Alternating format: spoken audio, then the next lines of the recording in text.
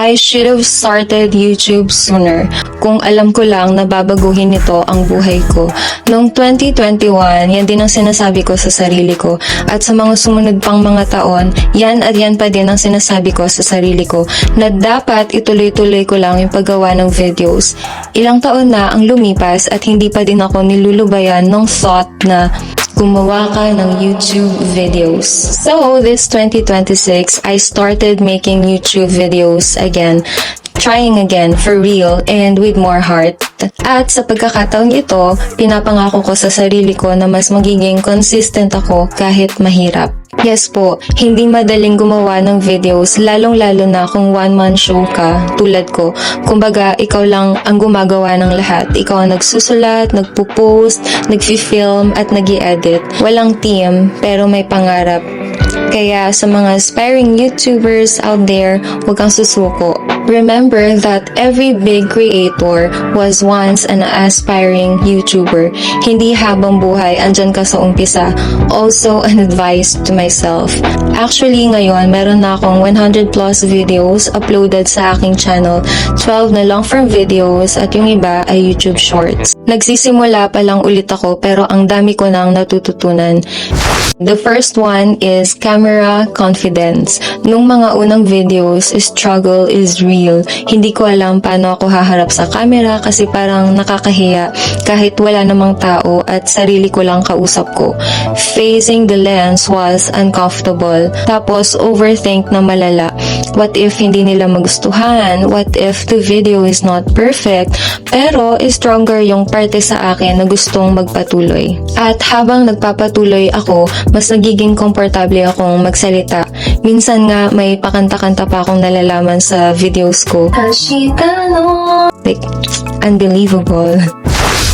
Next na natutunan ko is patience. Sa YouTube, natututo akong maghintay. Hindi kasi siya tulad ng TikTok at Facebook na mabilis mag-viral. Instant results. Iba dito sa YouTube, delayed results. YouTube requires time. Kasi gusto niya mas pahalagahan mo ang pag-improve muna, and take note na not everything meaningful happens quickly. Nakaka-frustrate minsan at di natin maiwasang isipin kung may patutunguhan ba to. Ako, for example, I get 9 or 12 views after spending hours of filming and editing. Isipin mo na lang na nasa proseso ka pa para unti-unti ka pang gumaling. Kailangan mong magpatuloy kahit na minsan parang walang nangyayari. Ang tagumpay ay nakukuha sa tuloy-tuloy na effort. We got this. Sa journey na ito, kailangan talaga nating magtiwala sa proseso.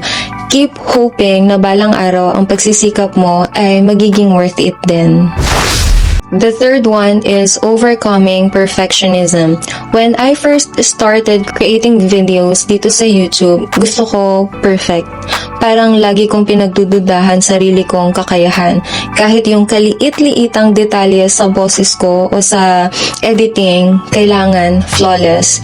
Dahil sa kakahanap ko ng mali sa gawa ko, hindi na lang ako nagpo-post o sobrang natatagalan ako before I share it to madlang people. But then, unti-unti kong na-realize na hindi naman perfection ang importante, kundi ang pagiging authentic, pagiging totoo. Don't let perfectionism stop you from growing your YouTube channel. Growth comes from action, not perfection. Bawat imperfect video na ina-upload mo, na pinupost mo in this platform ay patunay lamang na patuloy kang sumusubok at hindi sumusuko. Be gentle with yourself. Let go of perfectionism. Sometimes it's better to begin now than to wait for that perfect moment or timing. Natutunan ko din mas maging matatag. Resilience. Nakaka-discourage to be honest kapag walang views o konti lang yung views. Ako, as of this moment, I get less than 100 views. Sabihin na nating 80, but 80 views means I already filled the entire classroom with 80 real people. Titigil ka pa ba? Keep going. Hindi man ngayon o maybe malayo ka pa sa goal mo, I believe darating yung time na everything will pay off. makatatag ka. That's what resilience is. Kahit pagod na o pakiramdam mo na pag-iiwanan ka na, pinipili mong bumangon at magpatuloy. Next is time management. Hindi basta-basta ang YouTube. It requires planning, discipline, at tamang paggamit ng oras. Time is gold, ika nga. Sa araw-araw, ang dami nating kailangan gawin. Kabi-kabilang responsibilities and priorities sa work, sa school, or sa business if you have one. It's not easy to handle YouTube kasabay ng everyday responsibilities natin. Kaya importante na i-organize ang schedule to help you avoid distractions at mag-focus sa mga bagay na tunay na importante. Ako, personally, I write my schedule for the day. Nagsiset ako ng deadline kung anong oras ko dapat matapos yung gawain. Halimbawa, from 12:30 to 1:30 p.m., I must write a script for my video. Kapag nasa kontrol mo ang oras mo, mas kalmado ka at mas maayos mong natatapos ang tasks mo. Matutulungan ka ding mas maging consistent, especially on days when you don't feel motivated. Last one, creativity. Sa dami ng content creators ngayon, creativity helps in many ways. Sa paggawa ng YouTube videos, I finally found my creative outlet kung saan ko ma-express ang ideas ko at ang sarili ko freely. I remember nung college ako, some of my classmates praised my writings. Actually, YouTube is like writing, but eto in video form. Hindi lang ito about pag-upload ng videos from your gallery para mapansin. Kailangan mo ng creative at unique na ideas. Or, pwede din na trending topic or idea tapos lalapatan mo ng sarili mong style. Natutunan ko sa paggawa ng YouTube videos na dapat may sarili kang identity dahil dyan mag-stand out ang channel mo. Nakakatakot mag-post, I know. Nakaka-pressure at nakaka-discourage minsan.